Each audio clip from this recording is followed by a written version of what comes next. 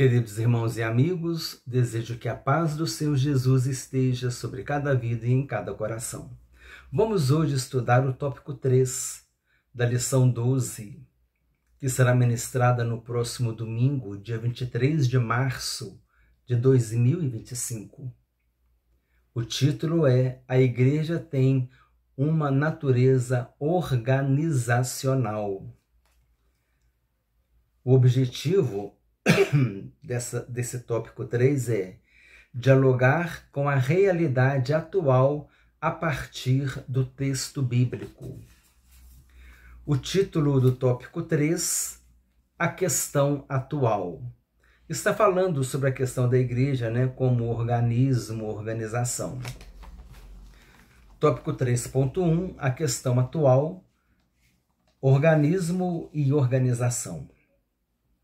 A ideia é de que a igreja deve se restringir a um local onde as pessoas se reúnem para adorar a Deus, estudar a palavra, pregar o evangelho, orar e celebrar as ordenanças eclesiásticas. O que alguns ainda não entenderam é que essas atividades espirituais exigem uma organização. A nossa atitude é mostrar que a Bíblia nos apresenta a igreja como um organismo e, ao mesmo tempo, uma organização. O organismo é aquela visão, de que nós somos órgãos, membros e a visão espiritual e que Jesus é a cabeça do corpo, A igreja é o corpo de Cristo, Jesus é a cabeça. E nessa visão espiritual que nós vemos a questão do organismo. Agora, a questão da organização é uma questão terrena, conforme nós vamos continuar aqui a leitura.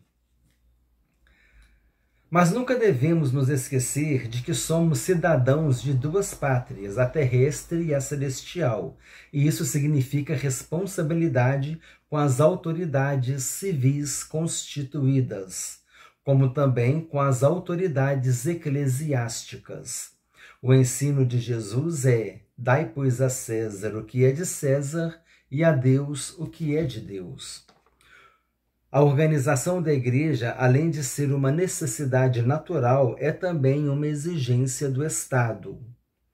No nosso país, nós temos leis, E a igreja tem que estar adequada a essas leis.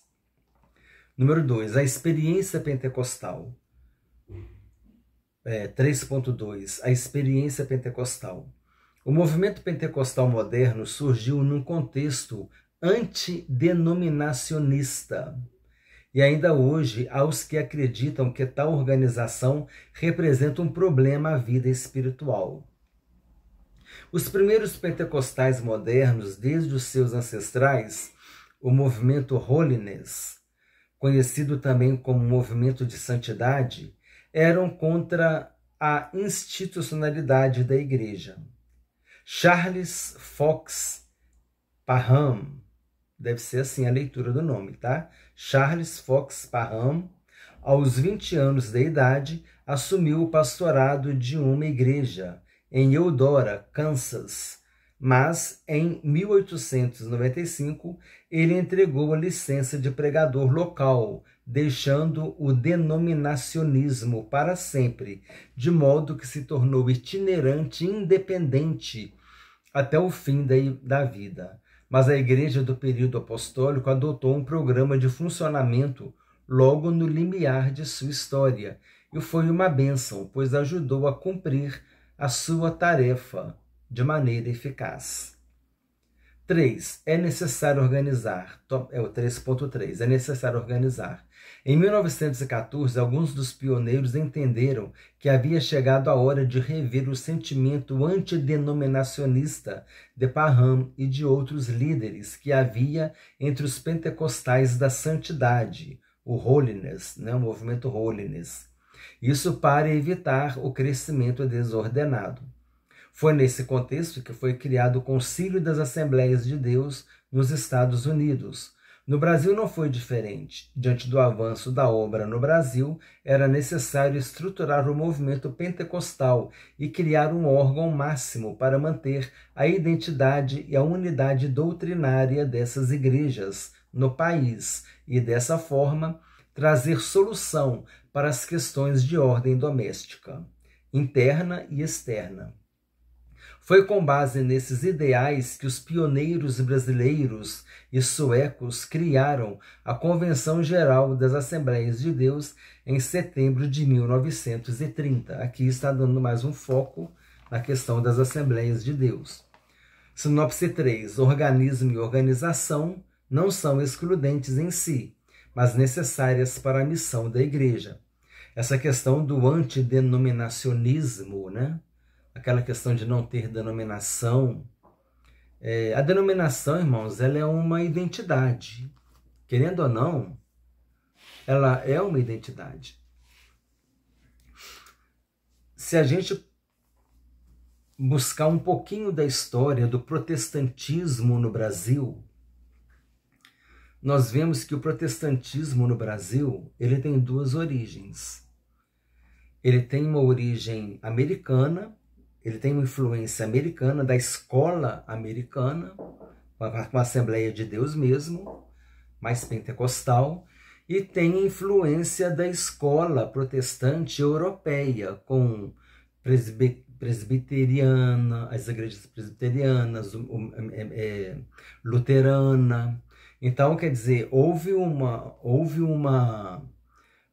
Brasil, ele recebeu a influência protestante tanto dos americanos quanto dos europeus, e cada um guardou as suas características. Por exemplo, o grupo americano, assim, as Assembleias de Deus, por exemplo, as igrejas mais que seguem mais a linha americana, os homens usam terno e gravata, as mulheres usam saias longas, cabelo grande, coque, aquela questão de cantar com órgãos, com piano, não é? Tem a questão dos dons espirituais. Então, essa é a escola pentecostal americana.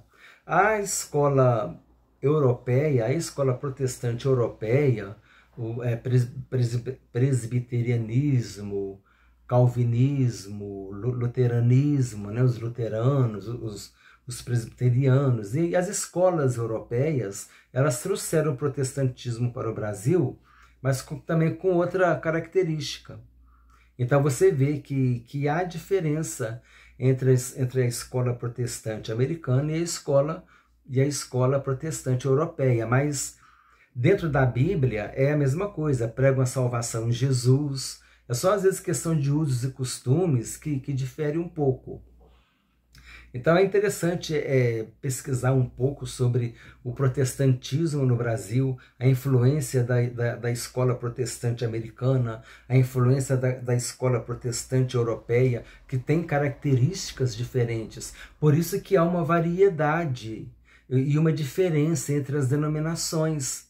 Aí as pessoas falam, não, porque uma não concorda com a outra, porque os crentes mesmo, os evangélicos mesmo não entram em acordo, porque uma igreja é desse jeito, a outra igreja é do outro jeito, mas a pessoa não entende a história do protestantismo no Brasil, a origem do protestantismo no Brasil, que teve, né, o protestantismo no Brasil teve influência de duas escolas protestantes completamente diferentes, que era a europeia e que é a americana. E com isso trouxeram cada escola, né, o luteranismo, a presbiterianismo, metodismo, eles trouxeram as suas características.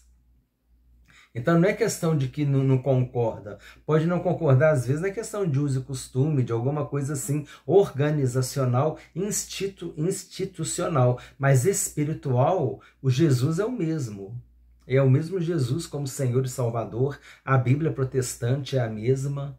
Os irmãos estão entendendo? Então é muito interessante, a gente está falando do Brasil, né? É muito interessante, talvez, se você se despertar para isso, fazer um estudo, uma pesquisa sobre o protestantismo no Brasil, como ele veio, como ele sofreu influência, né?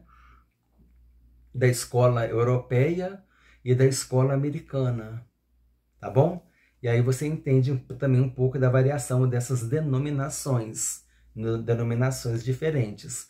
Mas você partir daí, a pessoa, se ela quer viver sem identidade, a identidade dela, ela pode se identificar com uma igreja, com outra, ela se sente bem em uma igreja, se sente bem em outra igreja, mas é bom que ela tenha uma identidade, não é? E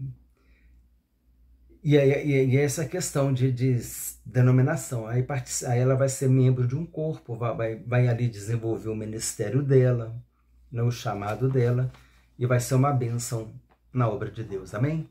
Vamos continuar aqui agora com a conclusão. Antes eu vou ler Sinopse 3 de novo.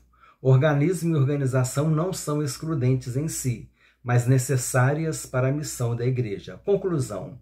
É importante entender que organização e organismo não são elementos excludentes em si mesmos, mas o contrário, pois isso ajuda no arranjo entre muitos organismos individuais no sistema geral. A igreja é o povo de Deus no novo concerto. É uma comunidade internacional, uma congregação supranacional de estrangeiros e peregrinos. Seria humanamente impossível ela cumprir a sua agenda missionária, evangelizadora, ensino da palavra de Deus e serviço social em nosso país e no mundo, sem uma estrutura organizacional. Então, a igreja, num âmbito maior, ela tem uma estrutura organizacional, e às vezes as outras igrejas pertencem, né, àquela convenção, e que tem uma estrutura organizacional, um funcionamento, uma diretrizes que vale para a matriz e para todas as filiais, e ali tem a questão de obra missionária, evangelizadora, ensino da palavra de Deus, as obras sociais, o serviço social, não só no nosso país, como também no mundo. Na visão do mundo também, as igrejas espalhadas pela face da terra, né, os irmãos em Cristo espalhados pela face da terra, têm a necessidade de ter essa estrutura organizacional. Para quê? Para que cada um tenha uma função como corpo. A função da mão é uma, a função do olho é outra. Então ali tem vários departamentos, cada departamento foca em determinada função. Tem a questão das missões, por exemplo. A equipe que estiver trabalhando com a missão não vai preocupar com a parte social. A parte social é outra equipe que vai cuidar. Então, aí é outra equipe que vai cuidar da parte administrativa, da parte jurídica da igreja. Quem está mexendo com missões não está preocupado com parte administrativa e jurídica. Tem uma equipe lá que está trabalhando com isso. E aí a igreja funciona como um corpo, como um organismo. E uma organização, porque tem as funções definidas de cada um. Mas é nessa visão, né? Aí, partindo disso, tem gente que fala que não tem que ter igreja, que não precisa ter igreja, né? Então, quer dizer, se não tem igreja, como é que vai direcionar? Como é que vai concentrar os esforços? Como é que vai fazer planejamento nos esforços para uma ação social, para uma obra missionária internacional, ou mesmo que seja uma obra missionária aqui no Brasil mesmo, ou um evangelismo aqui na cidade? Então, é necessário que tenha essa visão organizacional também. Como nós falamos na primeira e segunda aula, no primeiro e segundo tópico, não existe igreja de uma pessoa só. A igreja é assembleia ou reunião, é um corpo. Eu sou a igreja, não preciso da igreja porque eu sou a igreja. Não, você é um membro. Se o dedo estiver sozinho, pouca coisa, nada vai fazer, né? Mas ele estando em comunhão com todo membro, recebe o estímulo do nervo para poder dobrar. Então, você vê que aí a mão funciona. Então, existe todo um funcionamento do organismo. A igreja é assim, ela tem que funcionar assim também. E a cabeça é que comanda. Quem é a cabeça é Jesus, né? Revisando o conteúdo, primeira pergunta: por que a situação espiritual de Creta era desanimadora? A situação espiritual de Creta era desanimadora porque a igreja estava desorganizada e o grande descuido no comportamento daqueles crentes é denunciado no capítulo 2. Número 2, a segunda pergunta. O que dá a entender o contexto da epístola de Tito? O contexto da epístola dá a entender que o relaxo e o descuido em que estavam as comunidades cristãs da ilha de Creta eram reflexo da cultura da região. Número 3, cite 3 exemplos bíblicos em favor da organização eclesiástica. Havia local e horário e ordem no culto, reunião de ministério para consagração de presbíteros, segundo o contexto da época de uma igreja emergente. Foi realizado o concílio, que nós diríamos uma convenção para tratar de assuntos doutrinários, Atos capítulo 15. Importante ler esse capítulo 15 de Atos, irmãos. Na sua leitura aí, dá uma preferência para esse capítulo aí nos próximos dias, para você entender melhor, amém? Sobre a igreja emergente. Número 4. Qual a nossa atitude em relação aos que pensavam ser a igreja apenas local de culto? A nossa atitude é mostrar que a Bíblia nos apresenta a igreja como um organismo e, ao mesmo tempo, como uma organização. Número 5. Por que o programa de funcionamento adotado pela igreja do período apostólico foi uma bênção? A igreja do período apostólico adotou um programa de funcionamento logo no limiar de sua história e foi bênção, pois ajudou a cumprir a sua tarefa de maneira eficaz. Precisa ter organização, precisa ter planejamento, né? Precisa ter um planejamento estratégico, precisa ter planejamento de curto prazo, de médio prazo, de longo prazo, precisa pensar as ações, tem que ter uma organização. Amém, irmãos? Assim terminamos a lição 12 dessa revista tão importante, que foi uma bênção para as nossas vidas.